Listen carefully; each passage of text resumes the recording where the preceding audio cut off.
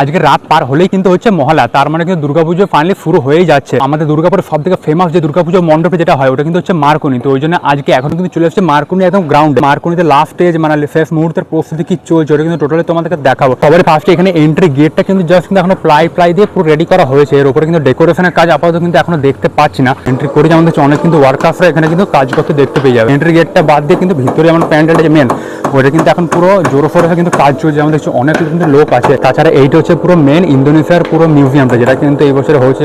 ডিজাইনগুলো দেখছো কত ধরনের কিন্তু বিট ফিট দিয়ে কত ডিজাইনের মতো কিন্তু হেভি করা আছে। এইগুলো যেটা দেখছো ফ্রেমটা এটা কিন্তু টোটালটাই কাঠের থার্মোকল দিয়ে করা আছে। যেমন দেখছো থার্মোকলের উপরে কিন্তু কাঠের মতো পেন্ট করা আছে। তাছাড়া এদিকে যদি দেখো এখানে কিন্তু সব লোকজন চেপে আছে উপরের মধ্যে। এখানে যেমন দেখছো পুরো স্প্রে দিয়ে পুরো স্প্রে গান যেটা বলে পুরো পেন্ট করছে। ঠিক আছে, এবারে কিন্তু মারকুনিটা কিন্তু 65তম দুর্গাপুজো চলছে। এটা কিন্তু তোমাকে আগে বলেছিলাম।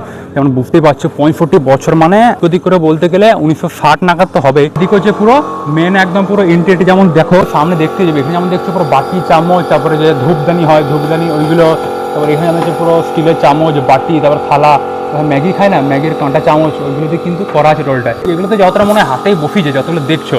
এগুলো তো মানে মেশিনে বা কিছু করে করতে হবে না, হাতে কিন্তু এক একটা মানে ফ্রেমের উপরে বসিয়েছে, মানে বসে বসে চিটিয়েছে, তারপরে কিন্তু টোটালটা করা আছে। মানে বাপরে বিশাল কিন্তু মানে ধৈর্যের কাজ বলতে গেলে। এটাই কিন্তু মানে মেন হচ্ছে 10 দিনের আনন্দ।